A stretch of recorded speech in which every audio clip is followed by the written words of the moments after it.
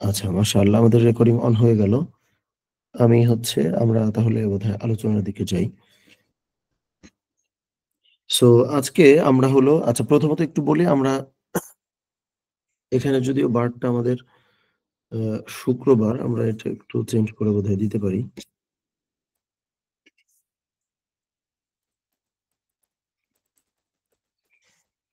এই ব্যাপারটা আমরা আসলে অনেকেই এড়াচ্ছি তো এইজন্য একদম হোমওয়ার্কটা অবশ্য শুরুতেই লেখা থাকে। আমার অন্যগুলাতেও ছিল। যে প্রথমত আজকে যেই রুকুটা পড়া হবে, এই রুকুর শুদ্ধ তিলাওয়াত নিশ্চিত করতে হবে। দ্বিতীয়ত এই রুকুর নির্বাচিত শব্দার্থগুলো মুখস্থ করতে হবে। তৃতীয়ত এই রুকু নিয়ে পড়াশোনা করে একটা ৩ মিনিটের ছোট্ট বক্তব্য তৈরি করতে হবে। কবের মধ্যে? আগামী শনিবারের মধ্যে। ঠিক আছে? আমরা কিন্তু নিয়ত করেছি যে শনিবারে পড়া জিজ্ঞেস করব প্লাস হচ্ছে পড়া দিব। যদিও সময়টা একটু বেশি লাগে ক্লাসটা। সো যেহেতু গত উইকে আমার এই পিডিএফ গুলা বা হচ্ছে ভিডিওটা দেয়া হয় নাই। যার ফলে সেই অর্থে জিজ্ঞেসটা করা যায়নি। তো ঠিক আছে ইনশাআল্লাহ আমরা শুরু করছি।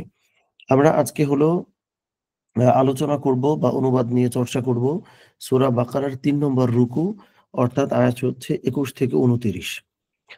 আউযু বিল্লাহি মিনাশ শাইতানির রাজীম। বিসমিল্লাহির রহমানির রহিম।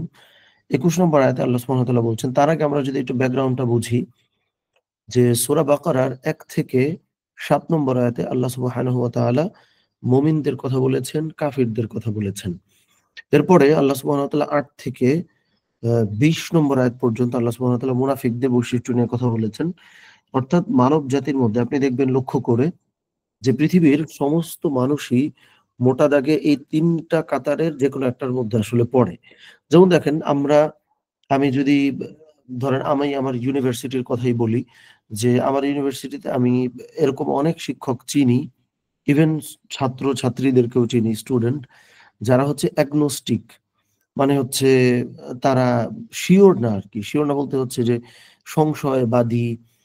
তারা কিন্তু হচ্ছে আবার ধরেন ধর্ম প্র্যাকটিস করতেছে, মানতেছে। কিন্তু মন থেকে এই ব্যাপারটা ওরা অ্যাকসেপ্ট করতে পারছে না। সো এই যে ধরেন দ্বিমুখিতা বা এই যে আচরণের যেই আ ২ টো রূপ, এটা একটা শ্রেণী। পাশাপাশি আবার এরকম অনেক মানুষ আছে যে ধরেন আ একই মানে ওদের সঙ্গে এটা মিলেই যায় যে মুখে একটা মনে একটা। এই শ্রেণীর মানুষ হচ্ছে যে মুনাফিক। অর্থাৎ মানুষের ৩ টা শ্রেণীর এইটা একটা শ্রেণী। আরেকটা শ্রেণী যারা হচ্ছে যে আমরা হয়তো কাফির আমরা খুবই কম দেখি। আমরা অনেক ক্ষেত্রে বলি না যে কাফির তো নাই। কিন্তু আল্লাহ সুবহানাহু ওয়া তাআলাকে অস্বীকার করার বিভিন্ন রূপ কিন্তু আছে। এই যে যাদেরকে আমরা নাস্তিক দেখি, তারাও কিন্তু কাফির। মানে হলো নাস্তিকতার যে মূল ভাষা, সেটা মানে হচ্ছে সে স্রষ্টাকে অস্বীকার করে। আল্লাহ সুবহানাহু ওয়া তাআলাকে অস্বীকার করে। যার ফলে এই যে যারা সংশয়বাদী, যারা ২ রকম তারা মুনাফিকের কাতারে পড়ে গেল। আর যারা নাস্তিক অথবা হচ্ছে যারা মানে ইসলাম মানছে না, তারা মানে কুফরি যারা করে কাফির এই তালিকার মধ্যে পড়ল। আরেক শ্রেণী হচ্ছে যারা হচ্ছে মুমিন। আপনি দেখবেন মানুষের মধ্যে এই ৩ শ্রেণীর বাইরে আসলে কোনো মানুষ নাই। আমাদের বোধহয় আনমিউট আছে। আমি একটু মিউট করে দিই। আ ভাইয়া, আ এগনস্টিক যারা ওরা কি কাফেরের ভিতরে পড়ে যায় না? বুঝতে পারছি। এখন ওরা আসলে কি ভাই যেমন ধরেন আমি আ এর মধ্যে বিভিন্ন রূপ আছে। যেমন ইউনিভার্সিটি আমার টিচার যারা, তারা ধরেন আপনার ওই তাদেরকে কাফির বলাটা ইজি। মানে ওরা আসলেই এটা নিয়ে সংশয় ইভেন এটার বিরোধিতাও করে। কিন্তু আবার ধরেন আমি এরকমও চিনি যে ওরা মানে কিন্তু আ ওরা বলে যে মানে ধরেন নামাজ পড়লো কথার কথা। কিন্তু আমি জানি যে ও মন থেকে এগুলো করে না, পছন্দ করে না। তো সেই ক্ষেত্রে ওরা ধরেন বলে যে মানি এটা হচ্ছে মুসলিম পরিবারে জন্ম নিছি, মুসলিম ঘরে। এটা যদি না মানতে চাই শুধু ঝামেলা করা। সো ওদের মধ্যে সংশয়বাদিতাটা থাকে। যার ফলে আপনার কোয়েশ্চেনটা ভ্যালিড যে ওরা কিন্তু ওই হিসাবে কাফিরের হুকুমেই পড়ে। তারপরেও ওদেরও তো বিভিন্ন আসলে রূপ আছে, বিভিন্ন মানে একদম ডিরেক্ট ঘোষণা দেওয়াটাও আসলে খুব ডিফিকাল্ট। সেইজন্য বললাম। এই আরকি। আচ্ছা আমাদের বোধহয় আসমা আপা আপনারটা আনমিউট হয়ে আছে। একটু মিউট করে ফেলেন। আমার এখান থেকে করতে পারছি না আমি অবশ্য। আচ্ছা আমি বোধহয় আচ্ছা আমি এখান থেকে একটু করি।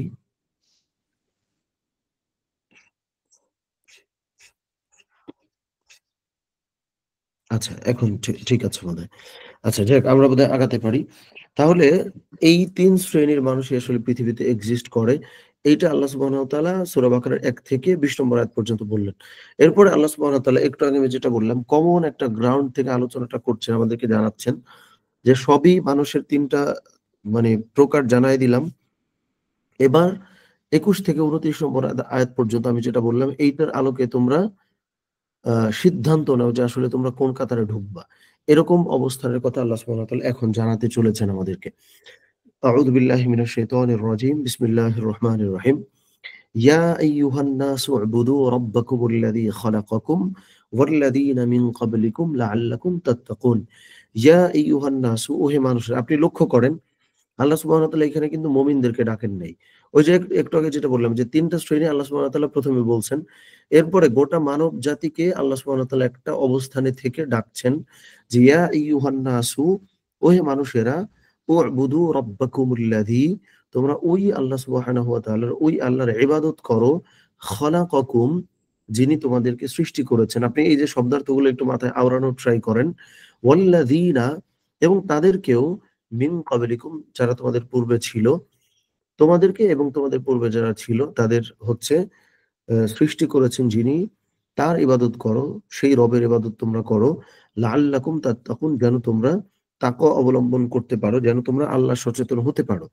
মানে তুমি যদি আল্লাহ সচেতন হতে চাও, সেটার ১ম ধাপ হচ্ছে আল্লাহ সুবহানাহু ওয়া তাআলার প্রতি আল্লাহ সুবহানাহু ওয়া তাআলার ইবাদত এককভাবে করা।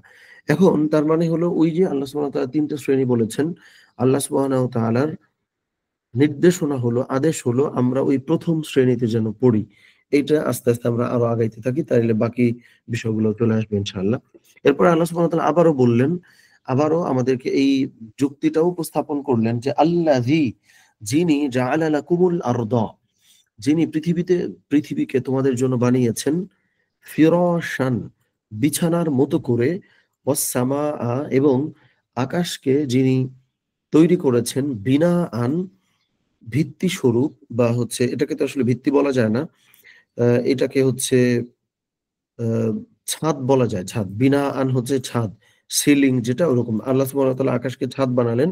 ওয়া আনজালা, এবং আল্লাহ সুবহানাহু ওয়া তাআলা নাজিল করেছেন, মিনাস সামাই, আকাশ থেকে, মাআন, পানি, ফাআখরাজা, এরপর তিনি উত্থাপন করেছেন, বের করেছেন, বিহি, এই যে পানি আল্লাহ সুবহানাহু ওয়া তাআলা নাজিল করেছেন এই পানির মাধ্যমে, মিনাস সামারাতি, আল্লাহ সুবহানাহু ওয়া তাআলা ফল-ফলাদি বের করেছেন, রিজকান, রিজিক স্বরূপ, লাকুম, তোমাদের জন্য। তাহলে দেখেন এই পুরো অংশটা আমি একটু ভেঙে, ভেঙে মাঝে মধ্যে বলবার চেষ্টা করি এইজন্য যে তাতে অনুবাদ বা শব্দার্থটা একটু হলেও যদি আমরা মুখস্থ করে থাকি এটা একটু মিলাইতে পারবো বা মুখস্থ করাটা সহজ হবে। কারণ একদম আয়াতের বাংলা অনুবাদ চোখ বন্ধ করে আমি মুখস্থটা করবার চেষ্টা করব। এটা আসলে খুব একটা ইফেক্টিভ হয় না। সো যাই হোক, এই অংশটাতে আল্লাহ সুবহানাহু ওয়া তাআলা বললেন যে তোমরা ওই রবের ইবাদত করো যিনি জমিন সৃষ্টি করলেন তোমাদের জন্য বিছানা মতো করে, আকাশ তৈরি করলেন ছাদ মতো করে, এবং হচ্ছে আল্লাহ সুবহানাহু ওয়া তাআলা পানিকে নাজিল করলেন এবং এটা দিয়ে তোমাদের জন্য ফলমূল বের করলেন। সুতরাং এই কাজ যেহেতু একমাত্র আল্লাহ সুবহানাহু ওয়া তাআলা করতে সক্ষম, ফালা তাজআলু, সুতরাং তোমরা বানিও না, লিল্লাহি, আল্লাহর সঙ্গে বা আল্লাহর জন্য, আনদাদান, সমকক্ষ, ওয়া আনতুম তা'লামুন, এমত অবস্থায় যে তোমরা জানো। এটার মানে হচ্ছে যে তোমরা জানো, বোঝো, তোমাদের জ্ঞান আছে, তোমাদের কমন সেন্স আছে। তোমরা জানো যে এই সমস্ত কিছু একমাত্র আল্লাহ সুবহানাহু ওয়া তাআলা করতে পারেন। সুতরাং এই জানা অবস্থায়ও তোমরা আল্লাহ সুবহানাহু ওয়া তাআলার সঙ্গে কোন সমকক্ষ স্থাপন করিও না। এটার মানে হচ্ছে যে ধরেন সরাসরি অ্যাজ আ মুসলিম আমরা হয়তো ওই সমকক্ষটা স্থাপন করি না। কিন্তু অনেক ক্ষেত্রে আমরা, যেমন আমি ঐদিন একটা আলোচনার মধ্যে বলতেছিলাম যে আমরা মেক্সিমাম মানুষজন হয়তো যদি বলি শিরকের কথা বলে বসবো যে ভাই আমি তো শিরক করি না বা শিরকের মতো কোনো কিছুতে আমি তো ইনভলভড না। এখন শিরক মানে আমরা কিন্তু ধরে নিচ্ছি যে সরাসরি আল্লাহ সুবহানাহু ওয়া তাআলার মতো করে কাউকে সিজদা করা, অথবা হচ্ছে আল্লাহ সুবহানাহু ওয়া তাআলার পাশাপাশি অন্য কোনো কিছুর পূজা করা, বা এইটাকে ধরেন আমরা হচ্ছে শুধু শিরক মনে করি। কিন্তু দেখেন আপনি আপনার জীবনে আপনার ক্যারিয়ার, আপনার হচ্ছে ফ্যামিলি, পরিবার, আপনার দল, আপনার মতাদর্শ, ফিলসফি যাই আছে না কেন, আপনি একটু লক্ষ্য করে দেখেন যে এর মধ্যে কোনটা কি আল্লাহর থেকে বেশি প্রায়োরিটি পেয়ে ফেলেছে? এটাও কিন্তু একরকম শিরক। এটা কিন্তু সরাসরি শিরক বোঝা যায় না। যে আমার আপনার বহু কিছু আল্লাহ সুবহানাহু ওয়া তাআলার যে বিধান, আল্লাহ সুবহানাহু ওয়া তাআলার পক্ষ থেকে আমাকে দেওয়া যে দিক নির্দেশনা, এই বিষয়গুলাকে ছাড়িয়ে উপরে উঠে যায় কিনা, ওইটাও কিন্তু একরকম শিরক। তো এই শিরকে আমার মনে হয় যে আমরা অনেকেই ইনভলভড আছি। যে আপনার দোকানটা বন্ধ করে যদি নামাজের দিকে যাওয়া হয়, সেলটা কমে যাবে, তাহলে আমি দোকানটাকে প্রায়োরিটি দিচ্ছি। বা আমি হলো যে এই মুহূর্তে যদি ইবাদতে একটু বেশি সময় দিয়ে ফেলি, তাহলে এই ব্যাপারটা আমি মিস করে ফেলবো। বা আমি জাস্ট উদাহরণ দিচ্ছি। বা ফ্যামিলির স্বার্থে বা ফ্যামিলির কোনো কথায় আমি হলো যে কোনো একটা গুনাহের কাজে জড়িয়ে গেলাম, বা ইভেন এরকমটাই বলা যায় যে ফ্যামিলির ডিমান্ড থাকার কারণে আমি হয়তো একটু হারাম আর্নিং করলাম বা হারাম পথে আয় করলাম। এই যে বিষয়গুলা, এইটা কিন্তু খুবই নিন্দনীয়। ইভেন এইটাও যে একরকম শিরক। এখন আমাকে যদি কোয়েশ্চেন করেন যে ভাই এটা কি সরাসরি শিরক হবে? এটাকে সরাসরি শিরক বলা যাবে না। কারণ হচ্ছে যে কোরআন হাদিসের ডিরেক্টলি ধরেন এই ব্যাপারটাকে ওইভাবে শিরক হিসেবে উপস্থাপন করা হয়নি। কিন্তু কোরআন হাদিসের যেই নলেজ আলহামদুলিল্লাহ আমি যতটুকুন পড়তে পেরেছি বা যতটুকু জেনেছি, সেই আদলে এইটাকেও আপনি শিরক হিসেবে আসলে ট্রিট করতে পারবেন। শিরকে আকবার বলা যাবে না এটাকে, কিন্তু শিরকে আসগর। যেমন আমি যদি মানুষকে দেখানোর জন্য ইবাদত করি, সেটা তো শিরকে আসগর হয়ে যাবে। সো মূল আমি যেটা বোঝাতে চাইলাম যে প্রকাশ্য শিরক বলতে যেটা আমরা বুঝি, এইটাতে আমরা অনেকেই হয়তো ইনভলভ নাই। সেজন্য আমি হয়তো ভেবেই বসলাম যে আমি কোন শিরক করি না। কিন্তু আমার আপনার মধ্যে কিন্তু নানান ভাবেও শিরক থাকতে পারে। সো আল্লাহ সুবহানাহু ওয়া তাআলা বললেন যে সজ্ঞানে জেনে বুঝে তোমরা এই কাজটা করিও না। এরপরে আল্লাহ সুবহানাহু ওয়া তাআলা বললেন যে ওকে, যদি তোমাদের মধ্যে কোনো কনফিউশন ও থাকে, মানে আল্লাহ সুবহানাহু ওয়া তাআলা দেখেন আমাদেরকে মানে একবার অর্ডার করেই কিন্তু আল্লাহ সুবহানাহু ওয়া তাআলা পরের আয়াতে বা পরের প্রসঙ্গে যেতে পারতেন। আল্লাহ সুবহানাহু ওয়া তাআলা আমাদের প্রতি তার মানে স্নেহ, আমাদের প্রতি বান্দার প্রতি তার মহাব্বত, তার ভালোবাসা আপনি জাস্ট একটু লক্ষ্য করেন, গভীরভাবে চিন্তা করেন যে আল্লাহ সুবহানাহু ওয়া তাআলা বারবার বলতেছেন যে এই কারণে তোমাদের ঈমান আনা উচিত। এরপরে আবার আল্লাহ সুবহানাহু ওয়া তাআলা বললেন, এটা একরকম তাদের জন্য চ্যালেঞ্জও ছিল যে যারা রাসূল সাল্লাল্লাহু আলাইহি ওয়াসাল্লামকে অস্বীকার করত। ২৩ নম্বর আয়াতে লক্ষ্য করেন যে ঠিক আছে, ওয়া ইন কুনতুম যদি তোমরা ফি রাইবিন সন্দেহের ভিতরে থাকো মিম্মা নাযালনা যে আমি যা নাজিল করছি আলা আবদিনা আমাদের বান্দার উপর আমি যা নাজিল করছি অর্থাৎ কোরআন, এটা নিয়ে যদি তোমাদের মধ্যে কোনো কনফিউশন থাকেও ফাতু বিসূরাতিম মিন মিসলিহি ফাতু, তাহলে তোমরা নিয়ে আসো বিসূরাতিন কোন একটা সূরা মিন মিসলিহি আমার বান্দা যে বক্তব্যগুলো তোমাদের সামনে উপস্থাপন করে এইরকম দেখতে বা এইরকম হুবহু কোন একটা সূরা যদি পারো তোমরা বানায় নিয়ে আসো। ওয়াদউ শুহাদাআকুম এবং তোমাদের যারা সাক্ষী তাদেরকেও ডেকে আনো মিন দুনিল্লাহি আল্লাহকে বাদ দিয়ে যে সাক্ষী তোমরা বানিয়েছো ইন কুনতুম সাদিকিন। এই যে সাদিকুন মানে কিন্তু সত্যবাদী, যদি তোমরা সত্যবাদী হও। আল্লাহ সুবহানাহু ওয়া তাআলা ঈমান আনার প্রতি কিভাবে আমাদেরকে জোর দিচ্ছেন লক্ষ্য করেন। এরপরে আল্লাহ সুবহানাহু ওয়া তাআলা ২৪ নম্বরে আমাদের ওদের অবস্থানটা খণ্ডনও করে দিচ্ছেন যে ফাইল্লাম তাফআলু যদি তোমরা নাই পারো ওয়ালান তাফআলু আর তোমরা কখনো পারবাও না ফাত্তাকুন নারাল্লাতী যে ফাত্তাকু তাইলে তোমরা ভয় করো আন-নারা ওই আগুনের আল্লাতী ওয়াকুদুহা যেই আগুনের ইন্ধন হবে বা যেই আগুনের ফুয়েল হবে আন-নাসু মানুষ ওয়াল হিজারা এবং হচ্ছে পাথর। আল্লাহ আমাদেরকে হেফাজত করেন। উইদ্দাত লিল কাফিরিন যেটাকে তৈরি করা হয়েছে ওই যে দেখেন শব্দার্থের মধ্যে ছিল উইদ্দাত প্রস্তুত করা, যেটাকে প্রস্তুত করা হয়েছে লিল কাফিরিনা কাফিরদের জন্য। তাহলে আল্লাহ সুবহানাহু ওয়া তাআলা ২৩ এবং ২৪ আয়াতে বলে দিলেন যদি তোমাদের মধ্যে সংশয় থাকেও, কনফিউশন থাকেও যে একদম আলোচনা শুরুতে আমি যেটা বললাম যে অ্যাগনস্টিক যারা সংশয়বাদী তারা কিন্তু আ ওই যে আমাদেরকে আমি যদি ভুল না বলে থাকি আমি একটু একটু যদি লক্ষ্য করে বলি, সম্ভবত ফাহাদ ভাই বোধহয় কথাটা প্রসঙ্গটা তুলেছিলেন যে ওরা কি জি ভাইয়া। এই লজিকে কিন্তু ধরেন এই যে পয়েন্টটা যে ওরা যদি শুধু কনফিউশন বা ওদের মধ্যে যদি সংশয়টাই থাকতো, ওরা কিন্তু এইটাকে স্টাডি করতো যে আল্লাহ সুবহানাহু ওয়া তাআলা ওদেরকে বলছেন যে তোমরা এই কাজটা পারলে করো। যদি না পারো আর তোমরা পারবাও আসলে না। তার মানে এই বিষয়গুলো থেকে কিন্তু ওরা ওই সিদ্ধান্তে সিরিয়াস হইতে পারতো। কিন্তু ওরা এটাকে ওই গুরুত্ব দিয়ে আসলে দেখেও না। সো এইটা আরেকটা দিক। সো যাই হোক আল্লাহ সুবহানাহু ওয়া তাআলা আমাদেরকে তাহলে ২৩ এবং ২৪ আয়াতে বললেন যে সংশয় থাকলেও এই চ্যালেঞ্জ নিয়ে হলেও সংশয় থেকে বেরিয়ে এসে তোমরা আসলে ঈমানের পথে আসো। অন্যথায় তোমাদেরকে আগুনে জ্বলতেই হবে।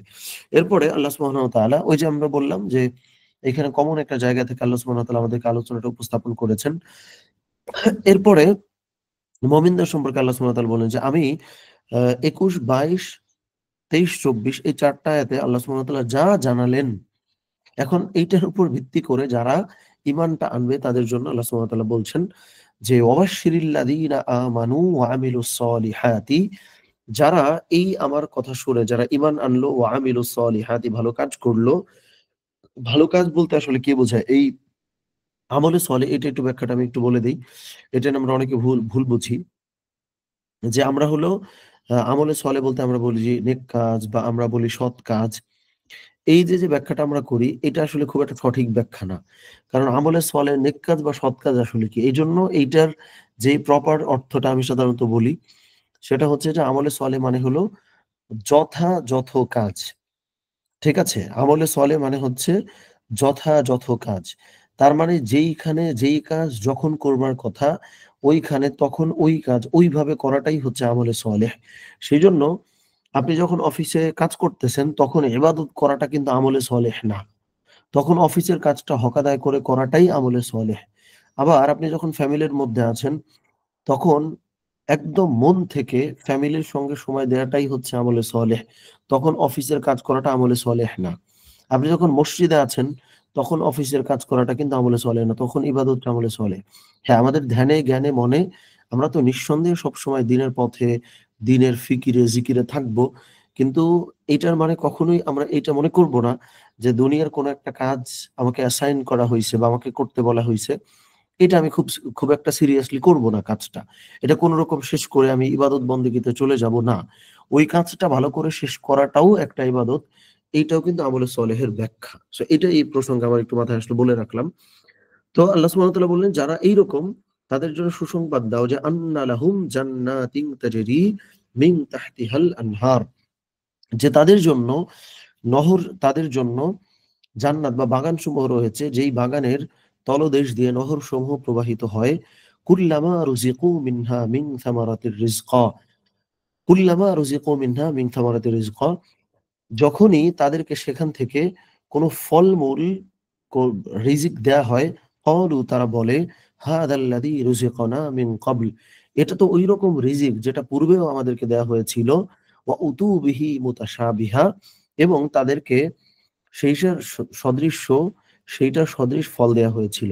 সো এই অংশটা একটু জটিল, আমি একটু বলে দেই যে যখনই তাদেরকে কোনো ফল দেয়া হবে বা কোনো রিজিক দেয়া হবে, আল্লাহ সুবহানাহু ওয়া তাআলা জানাচ্ছেন যে আ তারা দেইখে বলবে যে এগুলো তো আমাদেরকে আগেও দেয়া হয়েছে। এগুলো তো আমরা চিনি। এরপরে আল্লাহ সুবহানাহু ওয়া তাআলা আবার বললেন যে এই ফলগুলো তাদেরকে আগেও দেয়া হয়েছিল। এটার অনেকগুলো ব্যাখ্যা আছে। মোটা দাগে ২ ভাগে ব্যাখ্যাটা বিভক্ত। একটা হচ্ছে যে আ দুনিয়াতে যেই ফল ফ্রুটস আমরা খাই, আল্লাহ সুবহানাহু ওয়া তাআলা এটার সিমিলার ফল জান্নাতেও দান করবেন। আরেকটা ব্যাখ্যা এটার সঙ্গে মিলিত, এরপরে আরেকটা সেকেন্ড আমি আরেকটা ব্যাখ্যা বলতেছি। আরেকটা হলো যে এই ফলগুলা দুনিয়াতে দেখেছি। এরকম ফলই আল্লাহ সুবহানাহু ওয়া তাআলা আমাদেরকে দেবেন। কিন্তু সেটার স্বাদ দুনিয়ার সঙ্গে মিলবে না। সো এইজন্য ১ম দেখার সঙ্গে অ্যা দেখে হচ্ছে জান্নাতবাসীরা বা যারা জান্নাতে রয়েছেন তারা হচ্ছে বলবেন যে, "এটা তো আগেও আমরা পেয়েছিলাম।" কিন্তু খেয়ে দেখবে যে না, ভিন্ন স্বাদ। আবার কেউ বলেছেন, আমরা কিন্তু একাধিক তাফসীরের ব্যাখ্যাটা একটু বলতে চাচ্ছি যে, দুনিয়াতে আল্লাহ সুবহানাহু ওয়া তাআলা যা দিয়েছেন, জান্নাতে এটা দিবেন না। মানে জান্নাতের স্বাদে, গন্ধে, দেখতে সমস্ত কিছুই আলাদা হবে। তাহলে এটার আসলে ব্যাখ্যা কি? এটার ব্যাখ্যা হচ্ছে জান্নাতে যখন আল্লাহ সুবহানাহু ওয়া তাআলা আমাদেরকে রাখবেন, তখন আমরা আ ধরেন আল্লাহ সুবহানাহু ওয়া তাআলা আমাদেরকে তো মানে জান্নাতের ওইটা তো কোনো আসলে লিমিট নাই যে এই কয়দিন পর জান্নাত আসলে শেষ। যার ফলে কি জান্নাতের মধ্যেই পূর্বে যে খাবার আমাদেরকে দেয়া হয়েছিল, ওই ফল যখন আবার দেয়া হবে তখন হচ্ছে জান্নাতবাসীরা বলতে আরম্ভ করবে যে, "এরকম তো আগেও খেয়েছি।" সো এই ব্যাখ্যাও কিন্তু কোনো না কোনো তাফসীর কারক আসলে বলেছেন যে এইটা বলতে সিমিলার ফ্রুটস বা সিমিলার খাবার বোঝানো হয়েছে। সো এটা কনফিউশন অনেকে আমরা হয়তো পড়ি। এজন্য আমি এই অংশটা বললাম। এরপরে আল্লাহ সুবহানাহু ওয়া তাআলা বললেন যে ওয়ালাহুম ফিহা আজওয়াজুম মুতাহহারা, এবং সেখানে তাদের জন্য থাকবে পবিত্র দাম্পত্য সাথী, ওয়াহুম ফিহা খালিদুন, এবং তারা সেখানে স্থায়ীভাবে থাকবে। ২৬ নম্বর আয়াতে আল্লাহ সুবহানাহু ওয়া তাআলা বলছেন, এটাও খুবই গুরুত্বপূর্ণ যে আল্লাহ সুবহানাহু ওয়া তাআলা অনেক সময় বিভিন্ন উদাহরণ দিতেন। সো এই উদাহরণ দেখে কোরআন যখন রাসূল সাল্লাল্লাহু আলাইহি ওয়াসাল্লাম বর্ণনা করতেন, তখন যারা তাকে ব্যঙ্গ করত, যারা তাকে অস্বীকার করত নবীজিকে, তখন তারা বলত যে, কেমন আল্লাহ যে হচ্ছে এইটা দিয়ে উদাহরণ দেয়? আল্লাহ কেমন যে এত ছোট, ছোট জিনিস উনি মুখে উচ্চারণ করেন। উচ্চারণ করেন বলতে হচ্ছে কোরআনে তিনি নাজিল করেন। এটা তো ছোট, ছোট বিষয়। এইভাবে করে তারা বলতে আরম্ভ করত যে, "এটা কোনো সিরিয়াস বিষয় না। আল্লাহর প্রতি ঈমান আনার কি আছে?" এইভাবে করে তারা রাসূল সাল্লাল্লাহু আলাইহি ওয়াসাল্লামের বিরোধিতা করার পথ আসলে খুঁজত। তো আল্লাহ সুবহানাহু ওয়া তাআলা বলে দিচ্ছেন যে, "ইন্নাল্লাহা লা ইয়াস্তাহয়ি আন ইয়াদরিবা মাসালাম মা বাউদাতান ফামা ফাওকাহা।" যে ইন্নাল্লাহা নিশ্চয়ই আল্লাহ লা ইয়াস্তাহয়ি, আল্লাহ সুবহানাহু ওয়া তাআলা সংকোচ বোধ করেন না বা লজ্জিত বোধ করেন না ইয়াদরিবা মাসালান। মাসালান মানে হচ্ছে এক্সাম্পল বা উদাহরণ। উদাহরণ দিতে আল্লাহ সুবহানাহু ওয়া তাআলা মশা বা তার থেকেও ছোট কোনো কিছু দিয়েও উদাহরণ দিতে আল্লাহ সুবহানাহু ওয়া তাআলা মোটেও সংকোচ বোধ করেন না। এরপর আল্লাহ সুবহানাহু ওয়া তাআলা বলতেছেন যে ফাআম্মাল্লাযীনা আমানু, যারা ঈমানদার, ফায়ালামুনা তারা জানে যে আন্নাহুল হাক্কু মির রাব্বিহিম, এই মশার উদাহরণ বা মশা থেকে ছোট বিষয়ের উদাহরণও যদি আল্লাহ সুবহানাহু ওয়া তাআলা দিয়ে থাকেন, এইটা সত্য। মানে যারা ঈমানদার তারা জানে যে এটা আল্লাহ সুবহানাহু ওয়া তাআলা যা বলছেন অবশ্যই সত্য বলছেন। ঈমানদাররা কখনোই ছোট, ছোট বিষয় নিয়েও কোনো কোয়েশ্চেন তোলে না বা কোনো প্রশ্ন করে না। আল্লাহ সুবহানাহু ওয়া তাআলা এটা বলে দিচ্ছেন। এরপরে আল্লাহ সুবহানাহু ওয়া তাআলা বলতেছেন যে, ওয়া আম্মাল্লাযীনা কাফারু, কিন্তু যারা কাফের, ফায়াকুলুনা মাযা আরাদাল্লাহু বিহাযা মাসালা, তারা প্রশ্ন করে বসে যে এই ছোট, ছোট উদাহরণ দিয়ে আল্লাহ কি বুঝাইতে চায়? বা এটা হচ্ছে আল্লাহ কি দিল? এইভাবে করে আল্লাহ সুবহানাহু ওয়া তাআলার আমাদের জন্যে দেওয়া ছোট, ছোট বিষয় যেটাকে তারা ইস্যু করে তারা বিভিন্ন প্রশ্ন তোলে। আর এই প্রশ্ন করার একটা বড় উদ্দেশ্যই হচ্ছে এটা তারা করতে চায় না। যেমন এইটা আমি গতকাল একটা আলোচনা শুনতেছিলাম যে একজন একটা প্রশ্ন করেছেন বক্তাকে। তো এই প্রশ্নটা দেখেন, যেমন আমি যদি আপনার এই উদাহরণটা দেই যে সবাই এরকম না, কিন্তু এরকম অনেক মানুষ কিন্তু আছেন। কিরকম? যে আপনি কথার কথা আ একটা মাকরু কাজ করেন। মাকরু বলতে আমি বোঝাচ্ছি যে আপনি হারাম না কাজটা, কিন্তু এই কাজটা আসলে না করাটাই উত্তম। এখন এই কাজটায় আপনি জড়িয়ে আছেন। আপনি বিভিন্ন জায়গায় প্রশ্ন করেন যে এইটা কি হারাম কিনা? এখন দেখেন আপনার মনে, মনে উদ্দেশ্য কিন্তু হলো এইটা হারাম হইলে আমি বাদ দিব তা না। মানে কেউ, কেউ এরকম নিশ্চয়ই আছি। অধিকাংশ সময় আমাদের মনের মধ্যে কিন্তু থাকে যে কেউ না কেউ এইটারে একটু বলুক যে এটা খুব একটা গুনাহের কাজ না। এটা করলেও সমস্যা নাই, না করলেও সমস্যা নাই। মানে আমরা যা কিছু করি ওইটা কিন্তু আমরা আসলে জাস্টিফাই করার চেষ্টা করি। তার মানে অনেক ক্ষেত্রে আমাদের প্রশ্ন করার উদ্দেশ্য এইটা থাকে না যে প্রশ্নের উত্তর যেটা ওইটা আমি মেনে চলবো। অনেক ক্ষেত্রে আমার প্রশ্নের উদ্দেশ্যই থাকে হচ্ছে যে ওই ব্যাপারটারে হয়তো ডিনাই করা, অথবা আমি যেটা করতেছি এটার এস্টাবলিশ করা, এটাকে প্রতিষ্ঠিত করা। সো এই কাফিররা এই প্রশ্নগুলা করতো এইজন্য না যে ওরা ঈমানের পথে আসতে চায়। ওরা বরং মুমিনদের মতো আল্লাহ সুবহানাহু ওয়া তাআলার প্রতি অটুট বিশ্বাসটা ওরা রাখতে পারত না। এরপরে আল্লাহ সুবহানাহু ওয়া তাআলা বললেন যে, ইউদিল্লু বিহি কাসীরা ওয়া ইয়াহদি বিহি কাসীরা ওয়া মা ইউদিল্লু বিহি ইল্লাল ফাসিকিন। এই যে উদাহরণগুলো আল্লাহ সুবহানাহু ওয়া তাআলা উপস্থাপন করেন, এই উদাহরণগুলো তাদেরকে, আচ্ছা, এখানে আল্লাহ সুবহানাহু ওয়া তাআলার কথা বলা হয়েছে আসলে। এই যে আল্লাহ সুবহানাহু ওয়া তাআলা যে উদাহরণগুলো দেন, এই উদাহরণগুলো দেওয়ার মধ্য দিয়ে কোন মানুষকে আল্লাহ সুবহানাহু ওয়া তাআলা পথভ্রষ্ট করেন, কোন মানুষকে আল্লাহ সুবহানাহু ওয়া তাআলা সঠিক পথে আনেন। তার মানে এই উদাহরণগুলো দেখে কেউ আল্লাহর পথে ফিরে আসে, কেউ আল্লাহর পথ থেকে চলে যায়। সো নিদর্শনকে আপনি আসলে নিদর্শন মনে করবেন নাকি এটাকে প্রশ্ন করে আপনি অবিশ্বাস করতে চাইবেন। আল্লাহ সুবহানাহু ওয়া তাআলা এই রূপটাও জানিয়ে দিলেন। এরকমও মানুষ তখন আসলে ছিল। আচ্ছা, পরবর্তীতে ২৭ নম্বর আয়াতে আল্লাহ সুবহানাহু ওয়া তাআলা বলছেন, দেখেন প্রথমত ১ম কয়েকটা আয়াতে আল্লাহ সুবহানাহু ওয়া তাআলা ঈমানের কথা বললেন। এরপরে আল্লাহ সুবহানাহু ওয়া তাআলা ঈমান আনলে কি রিওয়ার্ড সেটা বললেন। এরপরে আল্লাহ সুবহানাহু ওয়া তাআলা আবার এটাও বলতেছেন যে যারা ঈমান আনবে না, যারা ওয়াদাটা ভঙ্গ করবে তাদের কি হবে সেটাও আল্লাহ সুবহানাহু ওয়া তাআলা এখন বলে দিবেন। সেটা কিভাবে? আল্লাযীনা ইয়ানকুদুনা আহদাল্লাহি মিন বা'দি মিসাকিহি ওয়া ইয়াকতাউনা মা আমারাল্লাহু বিহি আন ইউসালা ওয়া ইউফসিদুনা ফিল আরদি উলাইকা হুমুল খাসিরুন। যে আল্লাযীনা ইয়ানকুদুনা আহদাল্লাহি, ইয়ানকুদুনা মানে হচ্ছে কোন কিছুকে ভেঙে ফেলা, কোন কিছুকে ভঙ্গ করা। তো আল্লাযীনা ইয়ানকুদুনা যারা ভঙ্গ করে আহদাল্লাহি, আল্লাহর ওয়াদা, মানে আল্লাহর সঙ্গে যে ওয়াদা করা হয়েছিল, মিন বা'দি মিসাকিহি তার সঙ্গে প্রতিশ্রুতিবদ্ধ হবার পরে, যারা তার ওয়াদাটা ভঙ্গ করলো, এবং ওয়ায়াকতাউনা মা আমারাল্লাহু বিহি আইয়ুসালা, এবং যারা আল্লাহ সুবহানাহু ওয়া তাআলা যেটাকে ধরে রাখতে বলেছিলেন সেটাকে ছিন্ন করলো, ওয়ায়ুফসিদুনা ফিল আরদি, এবং জমিনে ফাসাদ সৃষ্টি করলো, উলাইকা হুমুল খাসিরুন, তারা হচ্ছে ক্ষতিগ্রস্ত। এখানে কয়েকটা বিষয় আল্লাহ সুবহানাহু ওয়া তাআলা আমাদেরকে দেখাচ্ছেন। একটা হলো যে আল্লাহ সুবহানাহু ওয়া তাআলার সঙ্গে ওয়াদা করার পরেও যারা সেটা ভঙ্গ করলো। এটার একটা হচ্ছে যে আমরা যখন রূহের জগতে ছিলাম, আলাস্তু বিরাব্বিকুম? ক্বালু বালা। আল্লাহ সুবহানাহু ওয়া তাআলা প্রশ্ন করেছিলেন যে, "আমি কি তোমাদের রব নই?" রূহের জগতে আমরা সবাই কিন্তু বলেছিলাম, "বালা, নিশ্চয়ই আপনি আমাদের রব।" সো এই যে ওয়াদাটা আমরা করলাম, পরবর্তীতে যদি আমরা এটা ভেঙে ফেলি, অর্থাৎ আমরা যদি ঈমানের পথে না আসি, এইটা একটা ব্যাখ্যা, একটা ইয়া।